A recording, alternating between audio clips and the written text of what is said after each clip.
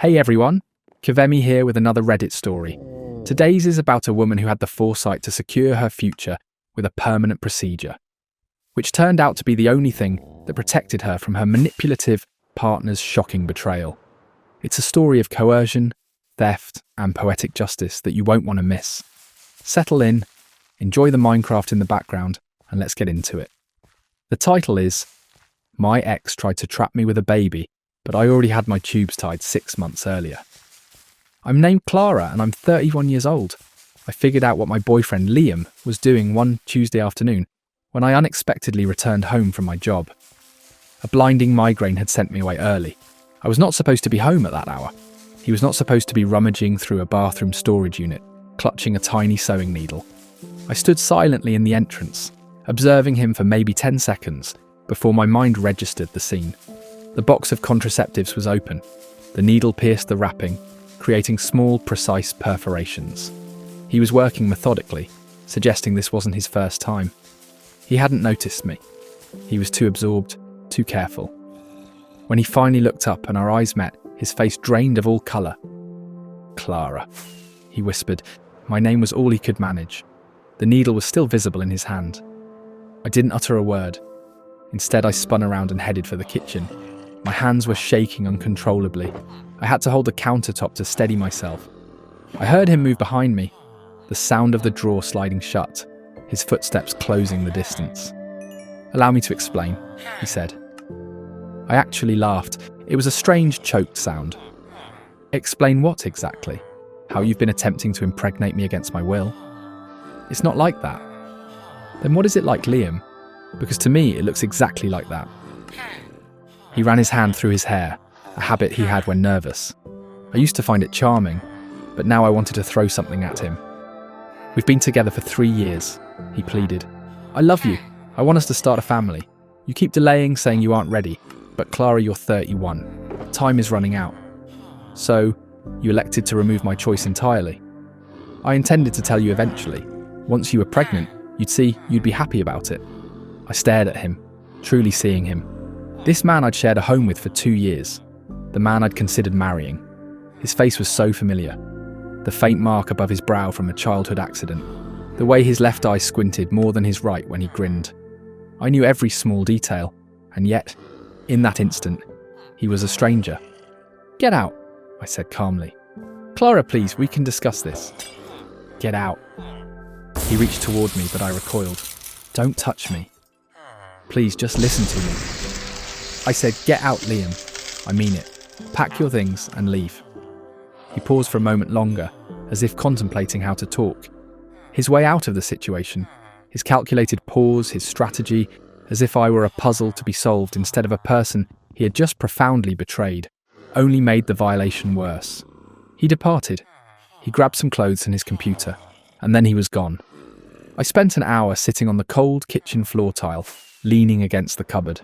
I should have been crying or screaming in rage. I was angry, but mostly a strange calm washed over me.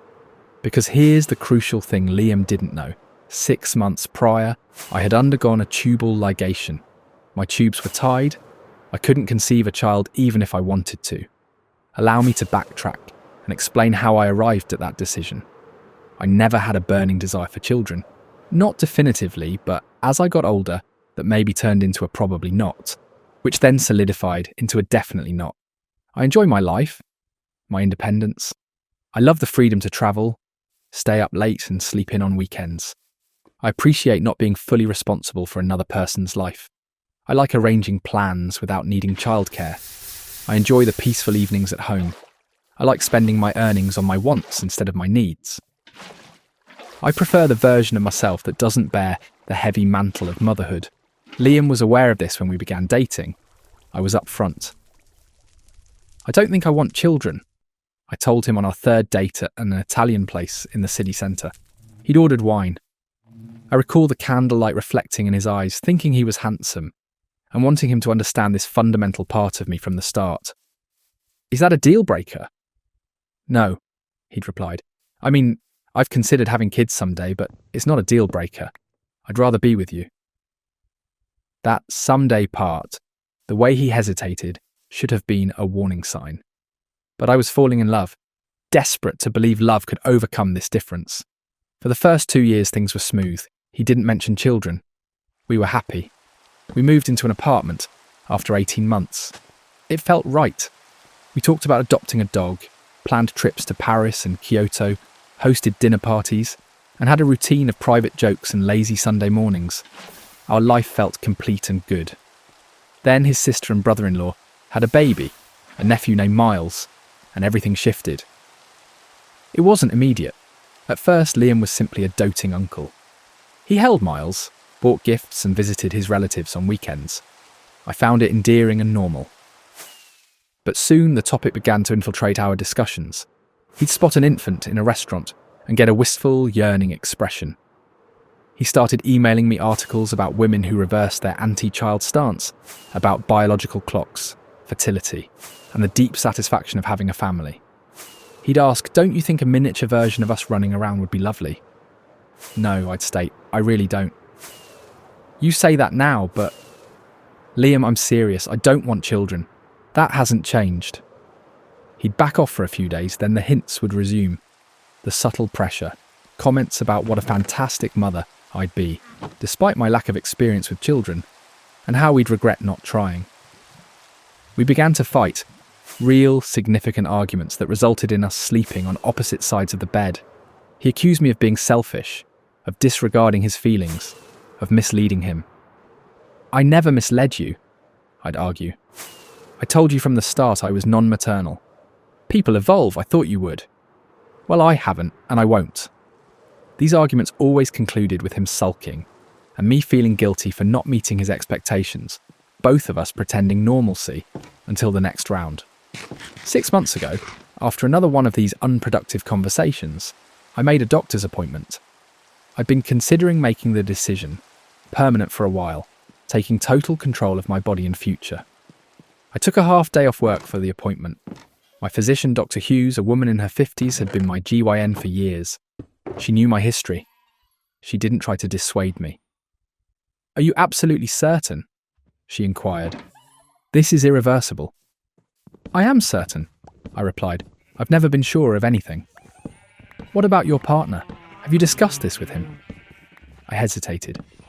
"He wants children." "I don't. We've discussed it extensively. But this is my choice. My body." Dr. Hughes simply nodded. No judgment, no lecture. She explained the process, the risks, the recovery time, and the permanence. I signed the paperwork and scheduled the surgery for 2 weeks later. I didn't inform Liam. I rationalised it by telling myself I needed to be certain first, that I wanted to make the decision free from his influence or emotions. But perhaps a deeper, subconscious part of me already knew. Maybe I sensed that telling him would be dangerous, that he would try to stop me or shift the focus to himself. The procedure was quick and outpatient. I told Liam I was having a minor gynecological issue addressed, and he didn't press for details. Men rarely do when you use the word gynecological. It seems to create an automatic barrier. I took 2 days off, spent them on the sofa, binge-watching reality TV and ordering food delivery. Liam brought me soup. He was caring and attentive, completely unaware of what I had done. I was sore for about a week, and then it was complete. My choice was secured. My body was mine again, though it had always been. The surgery just ensured no one else could dictate my reproductive future. It felt like securing a lock on a door I hadn't realised was open. I still kept the secret. I constantly planned to tell him. I'll do it this weekend. I'll sit him down and explain. But every time I was about to, something stopped me. Maybe fear or the certainty that our relationship would end. And I wasn't ready for it to be over. I loved him. Or at least the person I believed him to be. The Liam who brought me. Morning coffee, who left notes on the mirror, who knew my egg preference and my favourite podcast, who held my hand at the movies and kissed my forehead while I pretended to sleep. That Liam I loved. The real Liam, the one apparently willing to violate my body to get what he wanted. I didn't know him yet, so I guarded my secret. And he, it turned out, was guarding his own. After he left that Tuesday, I searched the apartment as if looking for evidence of a crime. Which, arguably, I was. I found 3 more boxes of condoms hidden in various spots, his gym bag, his nightstand drawer, and the guest bathroom cabinet. All had been sabotaged. Tiny holes, barely visible, but present. I held each box up to the light. Some had multiple holes. He'd been meticulous, desperate to guarantee success. Then, in his desk drawer, I found a small notebook. He had been tracking my cycle, noting dates, calculating my ovulation window. The margins were covered in notes. Try harder this week. More surprise intimacy. Relax her first. Wine with dinner. Reading it made me physically sick. This was not love. This was manipulation. This was control. This was him deciding his desire outweighed my bodily autonomy. More important than my clear wishes. More important than me. There were other notes too. Plans he'd written about supporting me during the pregnancy, attending every appointment. How excited he was to be a father. As if it were a foregone conclusion. As if I were merely a vessel for his dreams. I took photos of everything. The contraceptives, every page of the notebook, every detail. I didn't know what I would do with the evidence, but I needed proof that I hadn't imagined or exaggerated this violation. Liam texted me that evening. "Can we talk, please?" I didn't reply. He texted again the next morning. "I know I made a mistake. Let me explain. Let me fix this."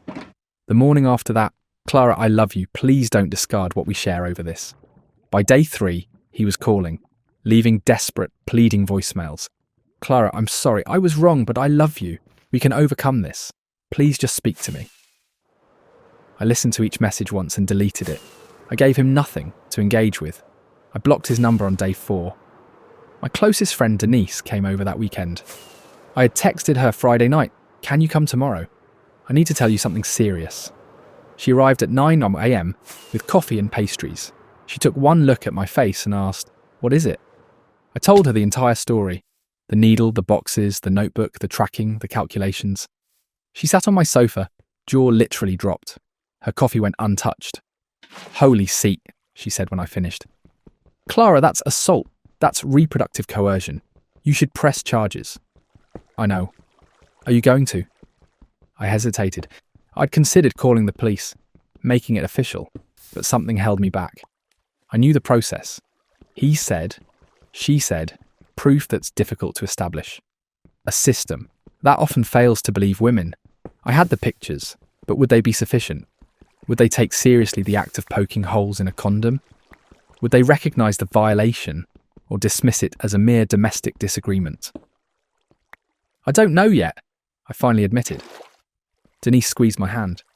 "Whatever you choose, I'm here. You know that, right?" I nodded. Denise had been my friend since college. We met freshman year in a psychology class. She was the one who always spoke up. I was the quiet one in the back. We were paired for a project and became inseparable. She supported me through my worst breakup before Liam, a guy named Connor who cheated with my colleague. She'd helped me move 3 times. She was the person I could call at 2 a.m. She was family. "There's something else," I said. "Something I haven't told you." I revealed the tubal ligation, the secret I'd kept for 6 months, the appointment, the procedure, the recovery, and the reason I'd hidden it from Liam. When I finished, Denise began to laugh, genuinely laugh, tears streaming down her face. She laughed so hard she had to set down her coffee. "Oh my God," she gasped. "Oh my God, Clara, he's been perforating those condoms for months, and the whole time, you've been shooting blanks. That's the most beautiful, poetic justice I have ever heard." I joined her, laughing too. It felt wonderful, a release of the pressure that had been building inside me. We laughed until our stomachs ached, until we were both weeping, until the absurdity, the horror, and the relief blended into a feeling almost like joy. "Does he know?" Denise asked, catching her breath. "Have you told him?" "No." "Are you planning to?" I thought about Liam checking his phone daily, counting the days, waiting for me to announce the pregnancy, growing increasingly confused and frustrated, wondering where he went wrong. "Not yet," I said. "Let him wonder." "You are wicked," Denise said. "I love it." We spent the remainder of the day together. We ordered pizza, watched movies, and avoided talking about Liam. It was exactly what I needed. Simple, easy, and uncomplicated. 2 weeks went by. Liam sent lengthy emails, pages of text apologising, rationalising, and justifying his actions. I read them all, but never replied. The first email offered an apology, acknowledging his mistake, claiming he was swept up by the idea of a family, and that he loved me and wanted to work it out. The second provided an explanation, discussing his childhood, the importance of family, his dream of being a father, and how seeing his nephew Miles had activated this longing in him. The third attempted justification, arguing that he knew I'd be a great mother, that I'd changed my mind once pregnant, and that he was merely trying to secure the future we deserved. Each email fueled my anger, the way he centered himself in every message, the way he spoke about my body as a means to his end, the way he never seemed to grasp that he had violated me. He sent a massive bouquet of roses to my office. My co-workers were effusive. "Who's the lucky guy?" they asked. I gave the flowers to the receptionist. "Enjoy them," I told her. "I don't want them." She looked puzzled but accepted them. I went back to my desk, attempting to concentrate on work, trying not to think about Liam's continued attempts at manipulation. He appeared at my apartment one evening. I was home, having just returned from the gym, sweaty, tired, and in no mood for company. I checked the peephole. Liam was in the corridor holding a takeout bag from my favourite Thai restaurant. I watched him through the small hole for 20 minutes. He knocked softly every few minutes, calling my name. "Clara, I know you're inside. Your car's in the garage. Please, just talk to me. I brought your favourite pad thai." I never answered. I stood in my own apartment, looking out, feeling like a prisoner.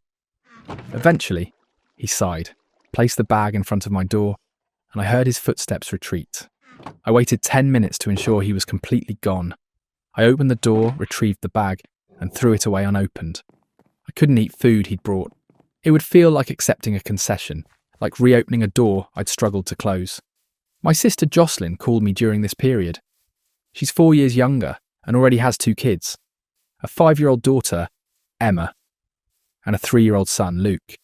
She'd always been the one who followed the traditional path: degree, career, marriage, home, kids. The one who made my mother proud. I was always the unconventional one, changing jobs, refusing to settle down, not having children, not following the prescribed script. "I heard what happened," Jocelyn said. "Liam called me." "Of course he did. What did he tell you?" "He said you two had a fight, that you're not speaking. He sounded really distraught. He wanted to know if I could intercede." "Intercede to do what? Convince me to take him back?" "He didn't explicitly say that, just that he messed up and wants to mend things." "Clara, he sounded genuinely upset. Whatever occurred, perhaps you should allow him to explain. Relationships require communication." A surge of hot anger rose in my chest. "He tried to baby trap me, Joss. He was poking holes in our contraceptives. He was trying to get me pregnant without my consent." A long, heavy silence followed. Then, "Are you certain? That doesn't sound like Liam. He's always been so kind, so considerate." I watched him do it. I found his notebook where he was charting my cycle, planning his next attempt. I have photographs of everything. More silence. I could hear her breathing as she processed the information. "That's truly messed up," Jocelyn finally said. "I'm sorry, I didn't realise it was that serious. That's really wrong." "Yes, well, now you do." "But, Clara, I mean, he loves you. He wants to marry you. Maybe he was just desperate because you kept declining children. You're not, getting any younger. You know, your eggs won't last forever. Maybe he thought he was running out of time. Maybe he just wanted to..." I hung up. I ended the call mid-sentence with my own sister. She was making excuses for him, blaming me for his choices, suggesting my biological clock somehow justified his crime. My phone instantly rang. Jocelyn was calling back. I declined. She texted, "Clara, I'm sorry. Let me finish." I didn't mean it that way. I didn't respond. I was done. Done with people excusing Liam. Done with people suggesting his desire for a child gave him the right to violate me. I didn't speak to Jocelyn for 3 weeks. She sent apologetic texts, but I ignored them. I wasn't ready to forgive her. Work became my refuge. I immersed myself in my job. I'm a project manager at a technology firm called Novatech, which develops inventory and point-of-sale software for small businesses. The boring, necessary stuff. We were launching a major new mobile application, which meant intense hours, strict deadlines, and constant troubleshooting. I stayed late every evening, volunteered for weekend shifts, and took on extra tasks. My supervisor, a man named Ken, likely thought I was chasing a promotion. In reality, I simply didn't want to be alone with my thoughts. Work was safe, predictable, and controllable. One night, about a month after the breakup, I was working late. Everyone else was gone. It was just me, the hum of the computers, and the cleaning crew 2 floors below. My office was on the 10th floor of a downtown tower, with huge windows overlooking the city. Usually, I loved the view. Tonight, it just made me feel insignificant. My phone rang. Unknown number. I almost let it go to voicemail. It was probably spam about an extended car warranty. But something compelled me to answer. "Clara," a woman's voice said, one I didn't recognise. "Yes?" "My name is Olivia. You don't know me, but I need to talk to you about Liam." My stomach plummeted. My grip tightened on the phone. "Who is this?" "I'm Liam's ex-girlfriend. We dated for 4 years before you. I heard about what happened through a mutual friend. I had to call you. I needed to warn you." I sat straighter in my chair. The office suddenly felt icy. "Warn me about what?" "He did the exact same thing to me," Olivia said, her voice trembling. I could hear street noise as if she were outside. The contraceptives, the baby trapping, all of it. The room swam. "What?" "3 years ago. We'd been together 4 years and I kept telling him I wasn't ready for kids. I was 25, finishing grad school, getting my master's in social work. Then I started feeling unwell, nauseous, fatigued. My period was late. I took a test. It was positive. I couldn't understand it. We were careful. We always used protection. I was even on the pill. Double protection because I truly didn't want kids yet. But then I found the box of condoms in his drawer. All of them had holes, tiny little holes exactly as you described. My hands were shaking. I put the phone on speaker. "What did you do?" I confronted him. I showed him the condoms. He admitted it. He said he was sorry. But everything happens for a reason. That we were meant to be parents. That I'd be happy once the baby arrived. He was so calm about it. Like it was nothing. Like he hadn't just shattered my trust. Like he hadn't violated me in the worst way possible. She paused, breathing heavily, trying not to cry. "I wasn't happy, Clara. I was terrified. I was furious. I was 25 in the middle of grad school and suddenly pregnant because my boyfriend decided he knew my desires better than I did. I terminated the pregnancy. And then I left him. I should have reported him. I should have done something, but I was ashamed. I felt like it was my fault, like I should have noticed. So I just left and tried to erase it. I moved to a different city and started over." "Where are you now?" I managed to ask. "I moved back 6 months ago for work. Then I heard through friends what he did to you, and I realised he's still doing it. He's still trying to trick women into having his babies, and I couldn't stay silent. I had to call you. I had to tell you you're not alone." "How did you get my number?" "A friend of mine works with your friend Denise. She gave it to me. I hope that's okay. I needed you to know this is a pattern with him." We talked for another hour. Olivia described how Liam had been perfect initially. Attentive, loving, remembering small details, leaving notes, bringing flowers, making her feel like the most important person in the world. How the pressure for children began subtly, then ramped up after his sister had Miles. How he became fixated on being a father, talking about their future children, as if they were already a reality, as if her opinion didn't matter. How he justified his actions by claiming he loved her and that she'd thank him later. It was my story, told by someone else.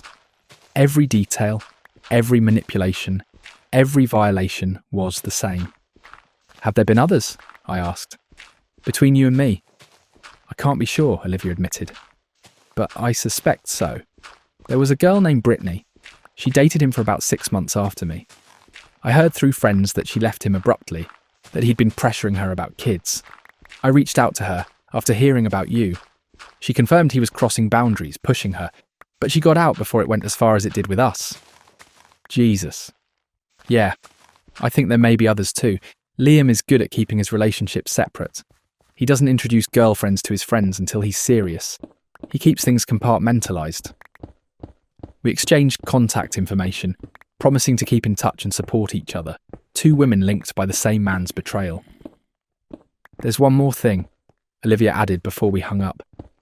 "After I left him, I found out he'd been lying about other things. Money things.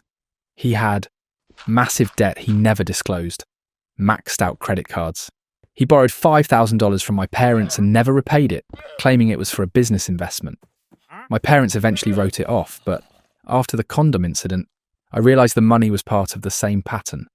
The lying, the manipulation, taking what he wanted without caring about the consequences. I don't know if he's done that to you, but please check your accounts, check your credit, make sure he hasn't taken anything else. After hanging up, I sat in the dark office for a long time. Then I opened my laptop and checked our joint savings account. We were both supposed to contribute $500 monthly for 18 months. There should have been nearly $18,000 in it. There was $412. I reviewed the transaction history. Numerous withdrawals, all made by Liam over the past 6 months. Small, insignificant amounts, $50 here or $100 there, that wouldn't trigger an alert, but added up to thousands of dollars vanished. I felt like I'd been physically assaulted. It wasn't just the money, it was the deceit. The way he looked me in the eye for months while stealing from me, plotting to trick me, betraying me in every conceivable way. I checked my personal accounts next. They seemed fine, but I pulled my credit report just to be absolutely sure. There it was, a credit card in my name that I hadn't opened, with an $8,000 balance. I immediately called the credit card company and was transferred to the fraud department. A sympathetic woman named Patricia informed me, "This is identity theft. You'll need to file a police report. We'll initiate an investigation, and the charges will likely be reversed, but it takes time." How did this happen? If he had access to your personal information, your social security number, date of birth, it's not difficult, especially if you live together. He likely had access to your documents. I thought of all the times Liam offered to handle our paperwork, to file and organise important documents.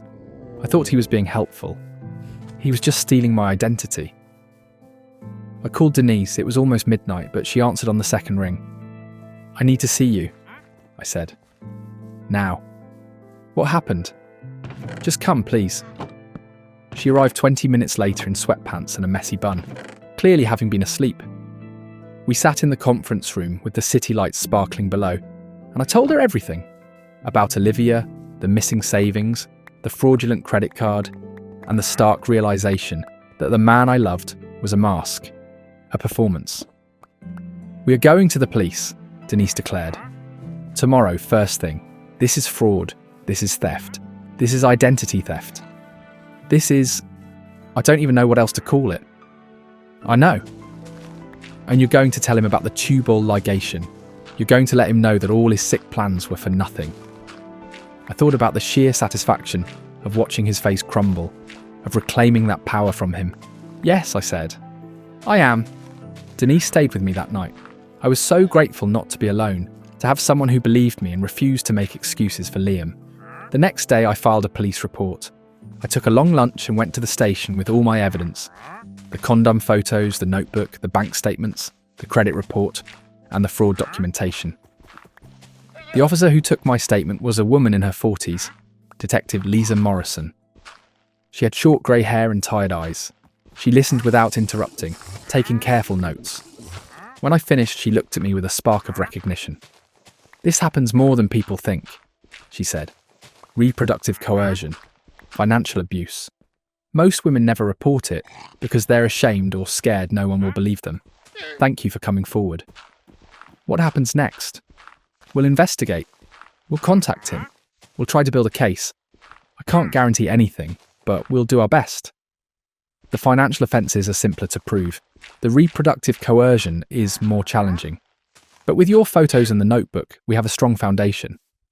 These things take time, but I'll keep you updated. And Clara, she looked me directly in the eye. "This is not your fault. None of it. You understand that, right?" I nodded. I didn't entirely believe her, still feeling I should have seen the red flags, but I appreciated her words. I left the station feeling lighter, as if I'd put down an immense burden. I called Liam from the parking lot. He answered instantly. "Clara, oh my God, Clara, I'm so relieved you called. I've been trying to reach you for..."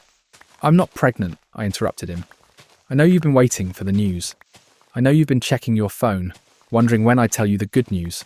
But I am not pregnant, Liam, and I'm never going to be." "What are you talking about?" I had a tubal ligation 6 months ago, before you ever started poking holes in the condoms. Before you started trying to trap me. My tubes are tied. I couldn't get pregnant even if I wanted to. Silence. Complete agonizing silence. I could hear his breath. I pictured him wherever he was, his face pale, his mind racing to process my words. "You're lying," he finally said, his voice now harder, angrier. "I'm not. I have the medical records. Every time you pierced a condom, you wasted your time. Every time you tracked my cycle, you were wasting your time. I was never going to give you what you wanted because I'd already made sure I couldn't. Why didn't you tell me?" His voice cracked. "Why would you hide something like that from me?" The sheer audacity of the question made me laugh, a sharp, bitter sound. "Why didn't I tell you?" I repeated. "Why didn't you tell me you were sabotaging our birth control? Why didn't you tell me you were stealing from our joint savings? Why didn't you tell me you opened a credit card in my name and racked up $8,000 in debt? Why didn't you tell me you did the exact same thing to your ex-girlfriend? What? Who told you about Olivia? That's different. It wasn't different, Liam. It's exactly the same. You have a pattern. You sweet-talk women. You pressure them about children. And when they refuse, you try to force them. You try to steal my choice. You try to trap me. You stole from me. You violated me in every possible way, but you can't trap someone who's already free. Clara, please let me explain. I don't want your explanation. I don't want your apologies. I don't want anything from you. I've filed a police report for the reproductive coercion, for the financial fraud, for the identity theft. They are investigating you. They'll be in touch. You did what? Clara, you can't. I hung up before he could finish. My hands were steady. My voice had been steady. I felt a surge of power I hadn't felt in months. I felt like myself again. Liam tried to call back. I declined. He sent texts. I blocked the number. He sent emails. I filtered them directly to spam. He tried social media. I blocked him on every platform. He was being systematically erased from my life, just as he had tried to erase my choices. The legal process dragged on. Weeks became months. Liam hired a lawyer who attempted to discredit me, painting me as a vindictive, scorned woman who was exaggerating the events. But Detective Morrison was relentless. She located Olivia, who agreed to give a statement. She located Brittany, the woman who dated Liam between Olivia and me, and she also came forward. Brittany had escaped before things escalated, but she remembered the fixation, the pressure, the boundary crossing, and the tracking of her cycle. I broke up with him before he could do what he did to you and Olivia, Brittany told me over coffee. But I knew something wasn't right. When Olivia contacted me, everything clicked. A clear pattern. 3 women, all subjected to the same manipulation and violation. Detective Morrison also scrutinised Liam's finances. She found the withdrawals from our joint account, the credit card opened in my name, and evidence of similar financial abuse with Olivia. He is a predator, Detective Morrison stated during one of our meetings. He targets women, manipulates them, and takes what he wants without consent. That is predatory behaviour. I had never thought of Liam as a predator, but she was right. During this time, I moved. I found a new apartment. 1 bedroom, high floor, overlooking a different area of the city. A space that was completely mine. No shared memories, no ghosts. Denise and some co-workers helped me move. We packed up the boxes and the pieces of my life and drove across town to start anew. My new place was smaller, but every square inch belonged to me. I repainted the bedroom a soothing blue, hung artwork I liked, and bought a new bed and linens Liam had never touched. I adopted a cat, a grumpy orange. Tabby from the local shelter. He was 3 years old, missing part of an ear, and disliked other animals and most people. The volunteer warned me he was difficult. Perfect, I said. I'll take him. I named him Detective, which Denise found hilarious. Detective and I became fast friends. He sleeps on my bed, demands food at 5 a.m, and sits on my laptop while I work. He is annoying, perfect, and exactly what I needed. I also started therapy. I found a therapist, Dr. Reeves, who specialised in trauma and abuse. Her office was quiet, filled with plants and comfortable chairs. At our first session, she asked why I was there. My boyfriend tried to baby trap me. steal from me, and violate every boundary I had. I explained.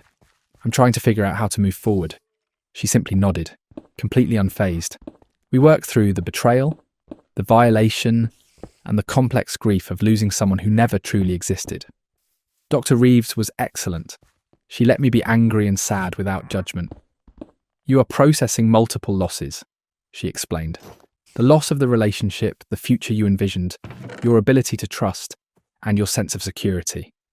That is a lot. I feel foolish, I confessed, for not seeing it. You are not foolish. He was adept at concealing it.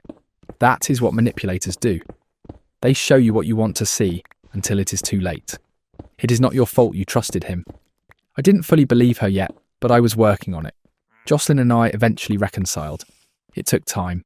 She reached out repeatedly, finally sending a long email admitting she was wrong, that she had been projecting her own life choices onto me, influenced by our mother's expectations, and that she was truly sorry. I agreed to meet her at a coffee shop. I am sorry, she said before I even sat down. I was so wrong. What Liam did was indefensible, and I made it worse by excusing him. I was a terrible sister. I sat down, sipped my coffee and looked at her. She looked exhausted, her hair messy, dark circles under her eyes. Why did you do it? I asked. Why the excuses? She was quiet for a moment. Honestly, because I think a part of me was jealous. You have a freedom I don't possess. You can make choices I can't. You can change your life. And I'm locked in. When Liam was trying to force you into the life I chose, part of me wanted you to be trapped too, so I wouldn't be alone. I hadn't expected such honesty. That's messed up. I know. I've been in therapy too, working on my mother's expectations, the choices I made, and whether I made them for me or for her. It's complex. I love my children, she emphasised. I love Emma and Luke more than anything. But some days I look at your life and I feel envious, and I'm sorry I let that envy hurt you. I'm sorry you feel trapped, I said. You don't have to be. You can make changes. I know, I'm working on it. That conversation was meaningful. It meant we could be sisters again.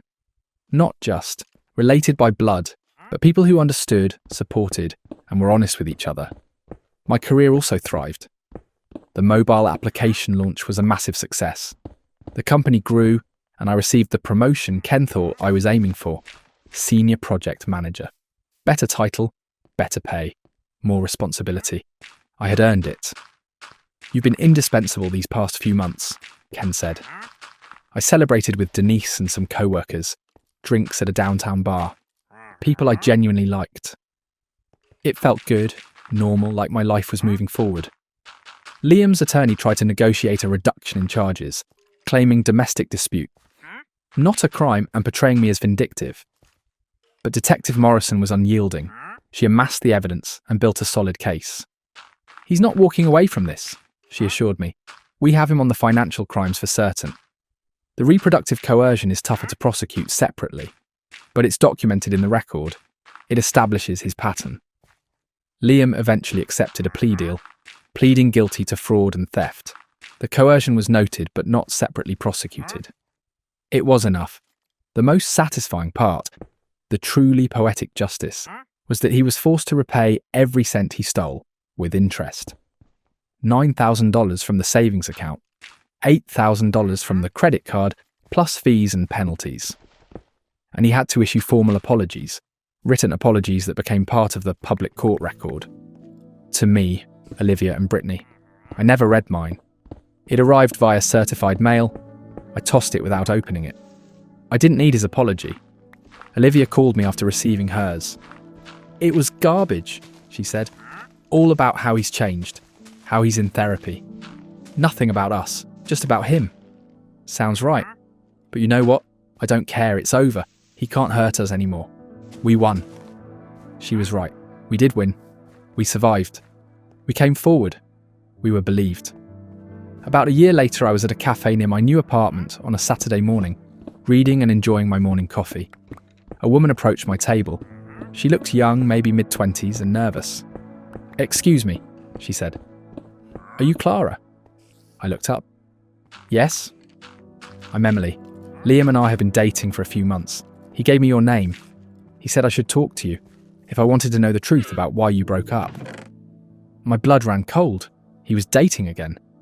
He's been really great, but lately he's been pressuring me about kids, and I'm only 24 and not ready. I wanted to know what happened between you two.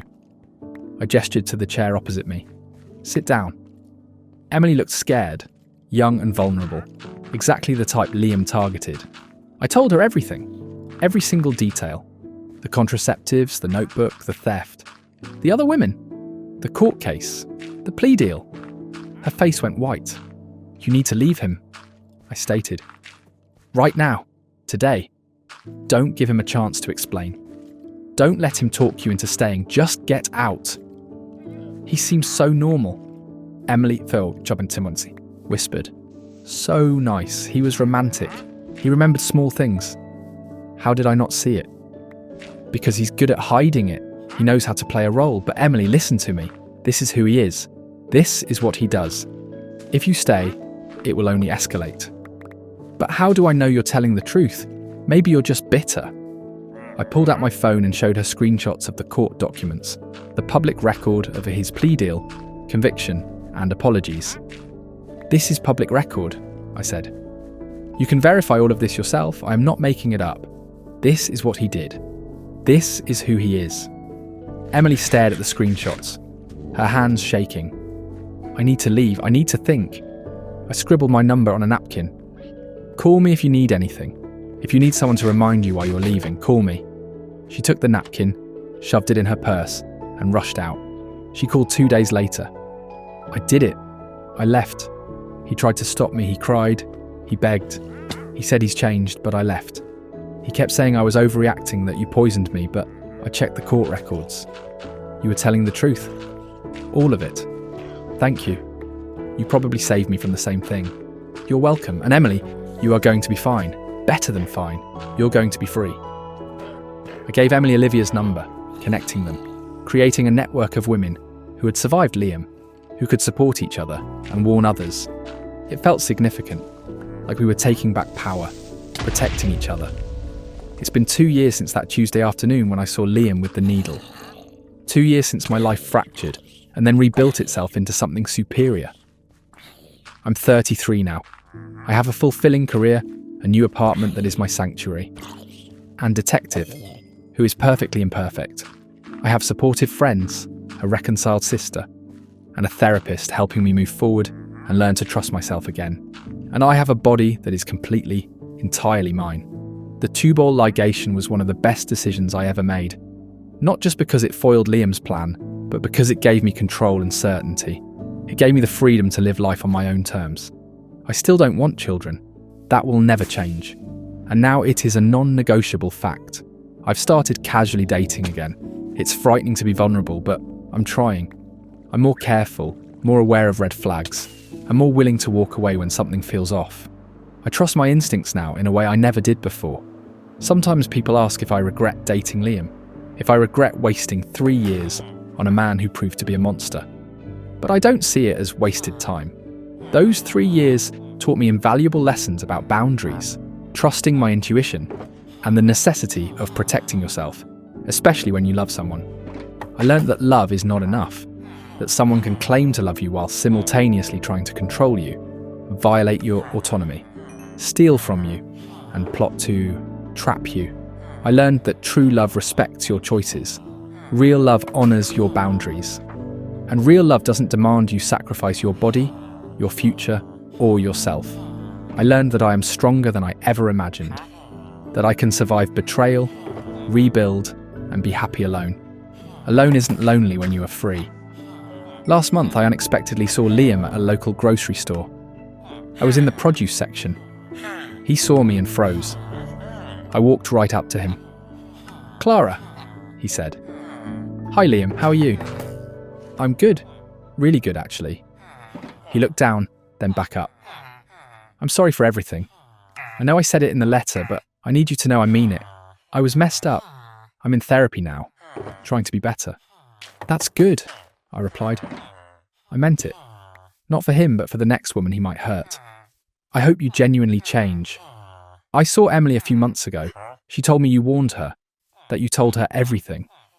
I did, thank you for that. She deserved the truth. I studied his face, unable to discern if this was genuine remorse or another performance. I'm dating someone new, he said. It's early, but it's different this time. I'm being honest about my past, about what I did. Good luck with that, I said. I felt nothing, no anger, no pain. He was merely a person I used to know. Are you seeing anyone? That's none of your concern. Right, sorry, I hope you're happy. I truly do. I am, I said. Happier than I ever was with you. It was the truth. I was freer, more myself than I had been in years. I walked away, leaving him in the produce aisle. I finished my shopping and went home to my apartment. A perfectly ordinary, perfectly free Saturday. That night, before falling asleep, I thought about that Tuesday 2 years ago. The horror, the betrayal.